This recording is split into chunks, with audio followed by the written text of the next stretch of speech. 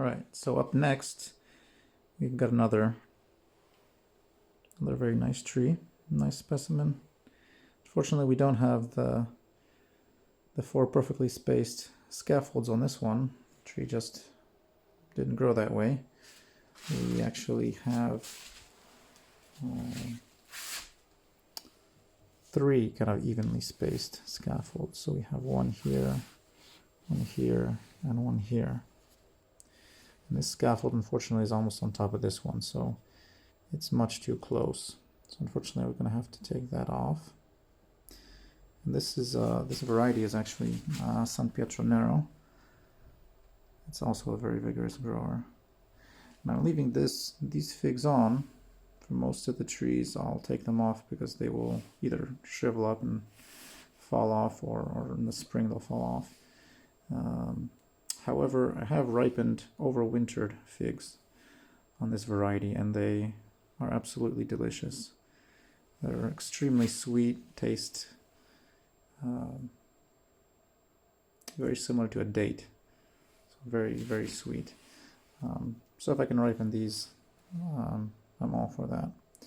So we don't really have a good option here for a 4th scaffold because of the way these scaffolds are spaced. So I think we're going to leave this the way the tree decided to grow. So we'll have 3 evenly spaced scaffolds. We won't try to find another scaffold to add in here. So we'll take out this branch.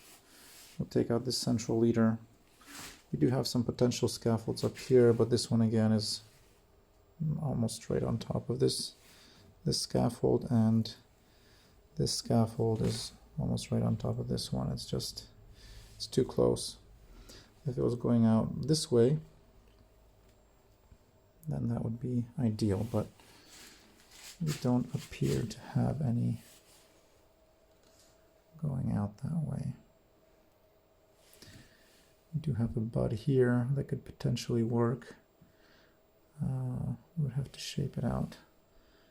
I'm going to pull it out that way.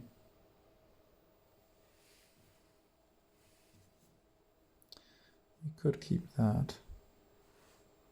See if that would work for us.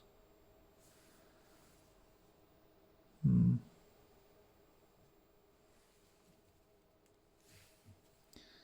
question is, are these far enough apart, these 2 scaffolds, that they won't interfere with this one? Because this scaffold, instead of here, it should be here. If we wanted to have that north, south, east, west symmetry. And instead it's going out here. And we want to keep this because it's a nice strong branch.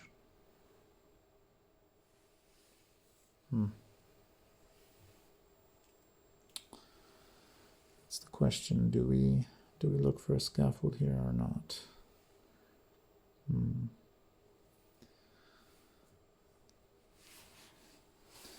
We could take this one out, and maybe we'll see if we could potentially, or we could pull this over here and kind of form it away from those other branches, but I don't know if that will work as we hope. We can leave it for now and and then see which way this goes in the spring. So we'll cut out this branch, this one right above this scaffold that we want to keep. So we'll cut out this one.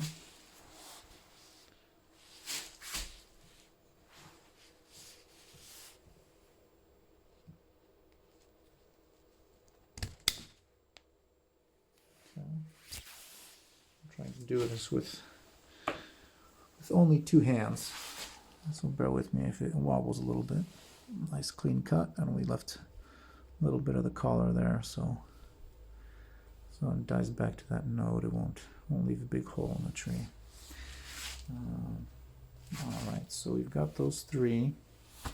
It would be nice to have 4, but I'm just not sure if we're going to be able to do that. So we'll cut this back to here, see what we can do with this.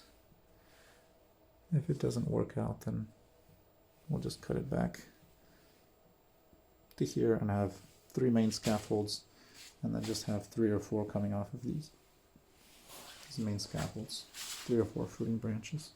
So we'll cut this one back.